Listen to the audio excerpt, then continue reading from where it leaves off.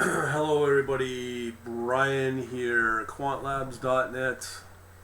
I got not great news for all of those trying to follow along what I'm doing here in Python. So today is the 19th and usually banging out middle of the night, 3:30 a.m. So here's the deal.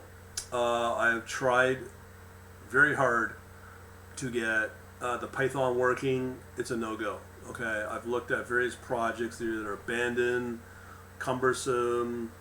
The default documents for the project of Python from Interactive Brokers is basically broken. I can't get it working, and I've been coding since I've been 14. Okay, it's not intuitive. I'm not dumb. Okay, but however they put it out there, it's useless. But there's good news. But you got to do it in Java. Okay. So, transitioning over here, yeah, all right, so let's get started on what I ended up doing.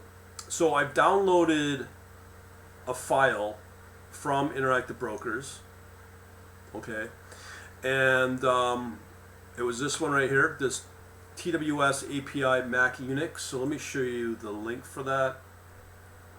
All right, when you get started on this, do a Google search. Interactive Brokers API Java download. Okay, this is again Java. Doesn't matter whatever you download, whatever language, they're all the same.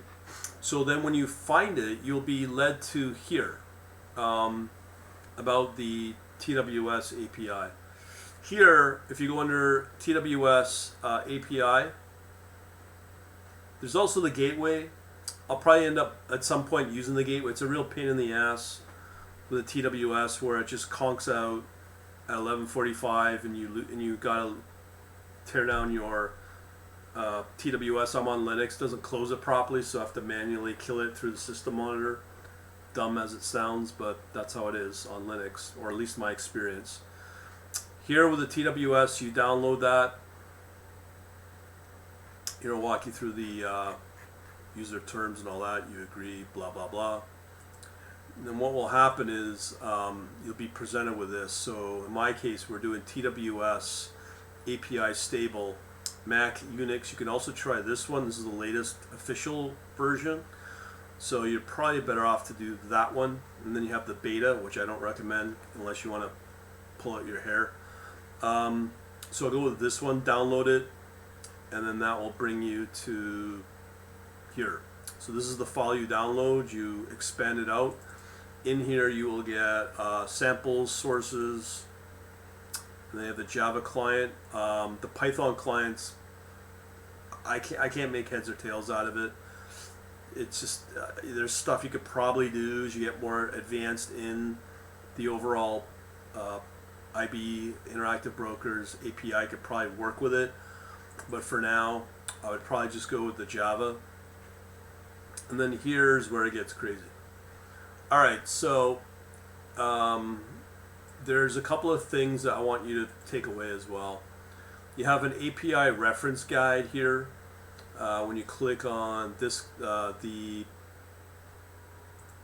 user guides right here or here, and it will take you to this GitHub repository documents. So you can see here's github.io on the repo of Interactive Brokers. I find these are useless for starting with. No good. And if you're Linux, Mac, I don't know why it's presented like this. It's pretty abysmal. But what can you do, right? Anyways, what you can do is, let me just see. Here, there's better documentation. I'll put this link in. It's an article, okay, under IBKR info. Okay, so you have the API software, which I just showed you. In here, I'll walk you through all that. Yeah. Also in here, I'll walk you through the breakdown. So this is what I'm saying, this is a better document to work with, so just follow this. And then there's also this document. Now this one's for interactivebrokers.com, not GitHub. And I don't know why they do this. It's a real complete dog's breakfast. So do a search for this. Getting started with TWS Java API webinar notes. There's a webinar out there, probably on YouTube, whatever. Maybe watch it. So if you're doing Java, there's two IDE options you can go with. Here they give you the instructions on how to use with NetBeans. Apparently the Apache project is now taking it over. It's a pretty bleak, much better when it was under Oracle, dare I say that. But at the current state, I just didn't like the NetBeans, so I went back to a much better Eclipse IDE, but it works. So what you can do is, you can do, when you open it up, you can do an import right here. And what you're going to do is you're going to projects from folder or archive. So what you're going to look for is the actual project name. So in my case, let me just show you right here. So you have here IBJTS, just to line it up properly. So you have the TWS API created that. And then I put the folder in here, IBJTS, source, and then Java client. Okay? So that's what I did. And this is what you want to test. This one is just to test your communication with TWS, the Trader Workstation. As I said, it's very, very important you understand this piece right here. It's so confusing, I know. I'm not going to apologize for Interactive Bro. I'm just trying to show you how to get it working. Is the API reference guide, where is it? Yes, right here. So this one at the ibkr.info, okay, here it walks you through the breakdown. And then if you go back to this one at the interactivebrokers.com, make sure, very important, at the top here it will show you how to configure TWS, the software, how to configure it. So it's very important. You got here settings under the, however you get here, under the, was it the basic classic mode, and then you here have your port. So right here, this is very important. This is an old document again. Bravo Interactive Brokers for making it so obsolete. This right here, you gotta change this to 7497. Okay, 7947. And what you can do once you've imported your two projects, your Java test or Java client. As I said, you want to do your Java test. So you can see here you have all the Java source code to work with. Let me just cancel out of that. So here you'll see all the Java source code. So in here you have the API demo, okay, and then there's going to be a main Java source. It's somewhere in here. Anyways, the one you want to work with is this one, under Test Java Client. So if you go under here, this is the one you want to run, okay, the main Java, that one. So what you can do here is, I have to say Eclipse is a little better at this before the olden day. What you can do is you go under, click on this Java test, right click, run as Java application. What it will do is going to ask you which main do you want to run, the API demo or the main test Java client. You want to test the main test Java clients, okay? So it loads up. Now I'm not going to show you any of the TWS because it's got my account info in there, but I'm going to show you here. You can do this. So it's going to connect. Now remember, you gotta move to 7497. Configure your TWS as that, because you're using in the new version, more recent 954.1, that version, and then you have the gateway. I'm not nowhere close to that, but the advantage with the gateway is, as I said, if you're using TWS to connect with TWS, it will shut down TWS automatically. You can't get around it. at 11:45. Again, it's just one of those things that Interactive Brokers loves to do, is just to punish you because you're not an advanced developer. So if you use the IB gateway eventually, as you get more advanced, hopefully, if you stick it out, use the gateway, because they don't have this stupid, we're going to shut you down at 11:45. So you go, okay.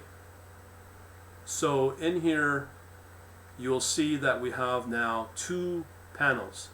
Errors and message, so we're okay here.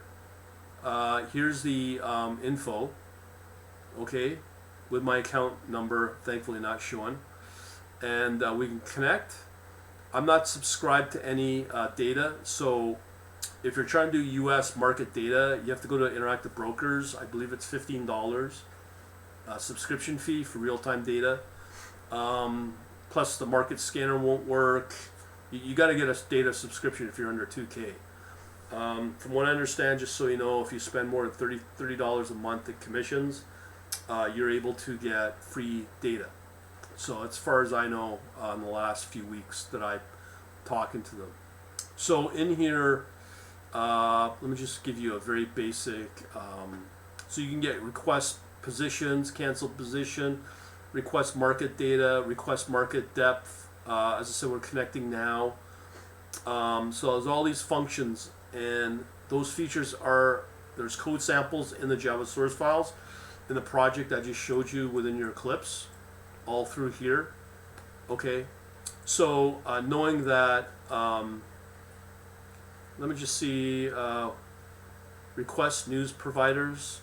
So there's all my news providers. I can also request all kinds of stuff. So the basics are working without the subscription.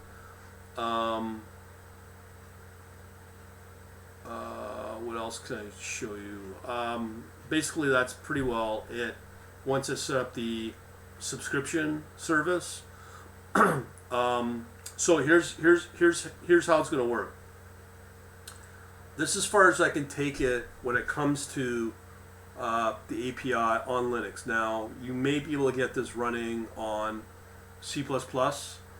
I probably, with my experience, I just prefer Java. It's easier than C++. In terms of speed, I don't think there's much difference because you're using the same SDK. And you'd be splitting hairs if you compared the two. You can't do high frequency trading on Interactive Brokers, first of all. Let's get that misconception out of the way. But what you can do is you are able to do highly advanced automated trading here with this, without what I've set up. So if you want to interface it with Python and with what I got with my own scripts, I looked at my old quant leet stuff. In there, in the code, what it would do is get you to this point with Java, and then I'd have to build a message queue with something like Redis, like a pub sub kind of model, or something to push data back and forth between the Python and the Java. And then what you can do is when you want to do a request, let's say you have your Python wants to send out a request to here through a message queue, you automate it through this, request it, and then the results get pushed back through the queue into your Python for the order for the data, as well as the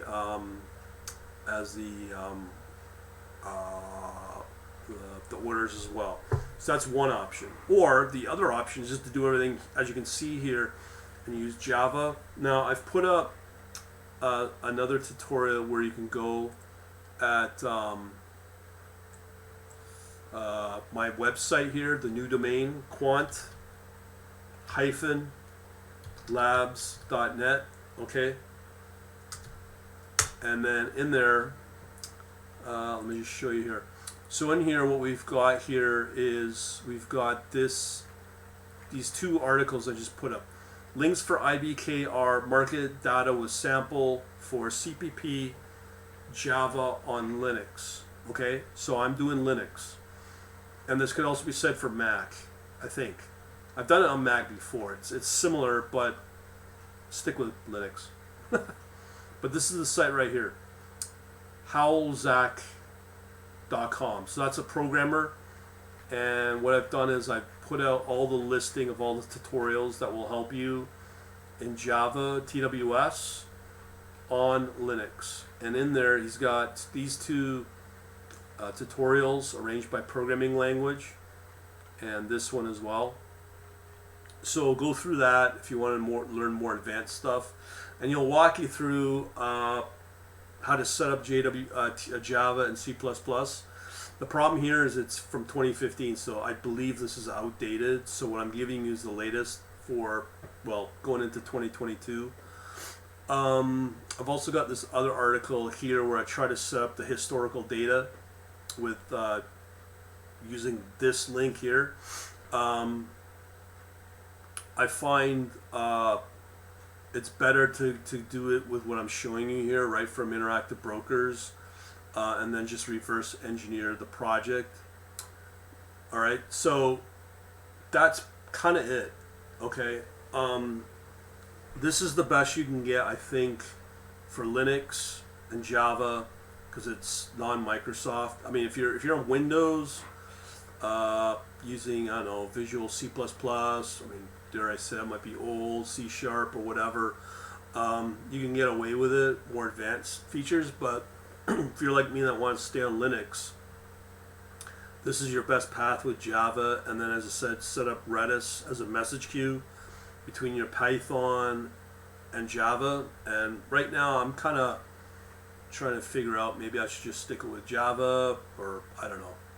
But I might just do that, have Java using this code base to retrieve data, and then send out orders as well via Python. So Python would be the client. This would be kind of like a equivalent of a server.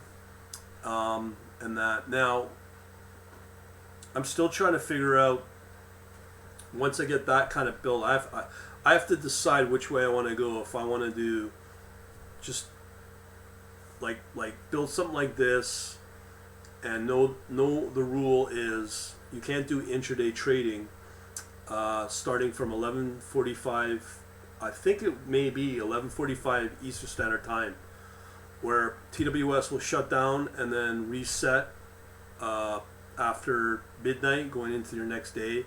So you have to either close out all your open positions to prevent any, if there was any massive drawdown on those positions during that time between 11:45 and, let's say, just after midnight.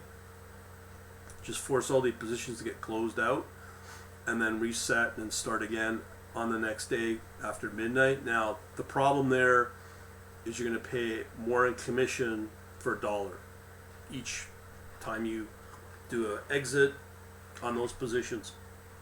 So that's a risk. So to get around the to get around that, you got to use the gateway. So I'm still trying to figure out how to do that, but that's where you can get away with it depending upon your style of trading.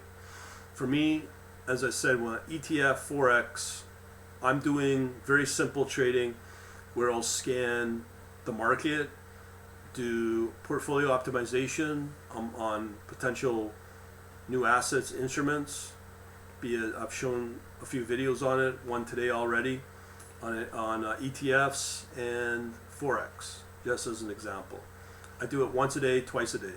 Okay, so that will recalibrate and open and sell, or do entries and exits to recalibrate the portfolio. Obviously, you got to minimize that. But if I'm only doing it twice a day on a passive basis, I can kind of get away with not worrying about this forced shutdown at 11:45, because it will open up my portfolio maybe once a day, twice a day, but it would definitely be working around that 11:45 limitation. So that's what it's at right now after looking at this stuff for the last however many hours. Now, I got to tell you, this takes a lot of time, and unfortunately I don't run a charity to put out these kind of free videos. There's so many other videos out there that does this. So for now, moving forward, not yet, but close, I'll be putting this into a course. Probably this video as well, eventually. So be aware of that, because this takes time, and I'm going to need to, I hate to say it, get paid for this kind of work. But once you get past this, there's very many advantages. I mean, look at the things you can do just in this panel. I mean, you can do so much with futures and options, applying volatility, market scanning. I know just on the market scanning on its own, I always forget to do the transition here. So the market scanning for other equivalent services, you'd be looking at maybe $100 a month. And I've seen the features that you can get with the market scanning from on the TWS side. It's very powerful. So there's a lot of really good things in this panel, and all the capabilities here. Excuse me. And yeah, and I think there's more as well that are not publicized here. So I think that's pretty good once you can get it properly set up. So yeah, I'm kind of really excited to get through this. But the key is, once you set it up, you have to really figure out what you're wanting to trade, how often you want to trade it, and if you're going to do day equivalent of day trading, and keeping open positions between 11:45 p.m. and midnight, and if you're willing to allow those positions to be exposed to the market while you'll lose access to to TWS. And as I said before, when you shut down TWS, it'll bring up some alert saying you're going to shut down, and then you're stuck. It doesn't do anything, and I don't know if it's a bug, if my system doesn't have enough RAM.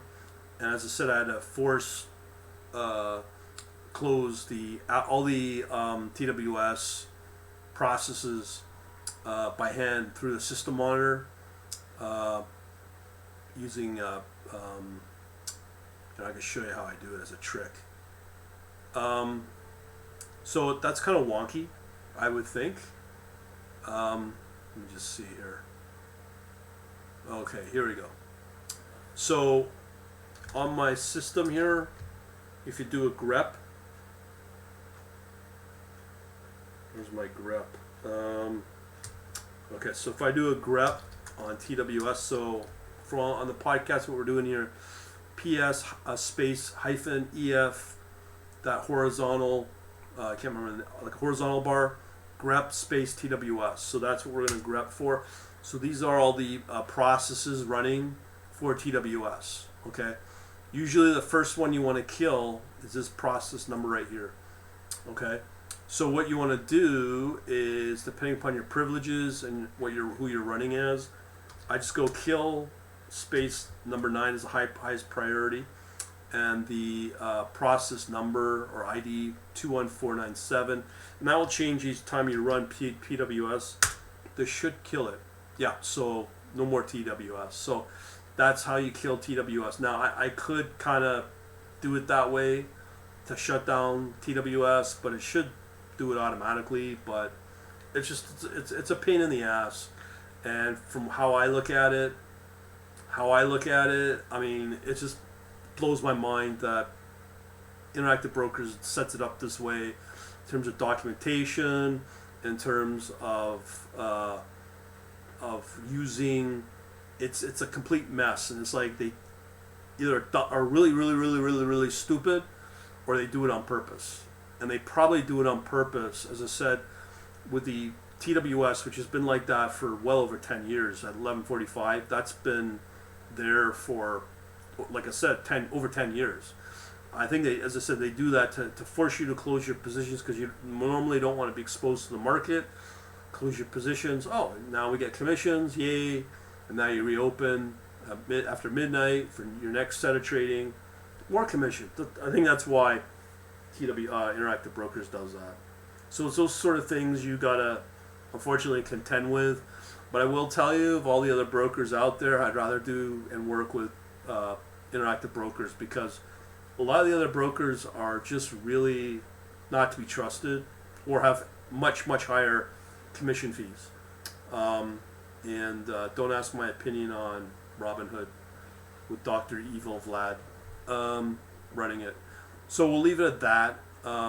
Okay, so now a couple things. If you want to continue to learn more how I'm proceeding here, because I'm telling you, I think I'm one of the only people now putting up more up-to-date information on this. You go to quantlabs.net/contact. Okay, just join the email list to show you how this is done. Here's the contact here, this contact page. Again, quantlabs.net/contact, because this is not trivial. Okay, this is not trivial. This is not for the faint of heart. I do think, as I said, with Python, they must be really dumb to have the documentation that they have, the lackluster of it. The only way I know about all this Java and all this stuff is because I did it years ago, and it's still kind of in place, which is good. But unfortunately, if you want to use Python, you're going to have to probably and stay in the world of Linux. You're going to have to know Java or C++. Again, I try to, let's like JavaScript, I stay away from it as much as I can. Java I can work with. And then I said just build some kind of message queue between via Redis and Python. And that's the most logical way to do that. And again, if you want, join the contact page here, quantlabs.net/contact as well, to stay up to date, because I send out all kinds of stuff, including the unmentionable currencies as well. All right, so we'll leave it at that. Thanks for watching, and congrats for sticking that out. We'll talk to you later. Have a good night.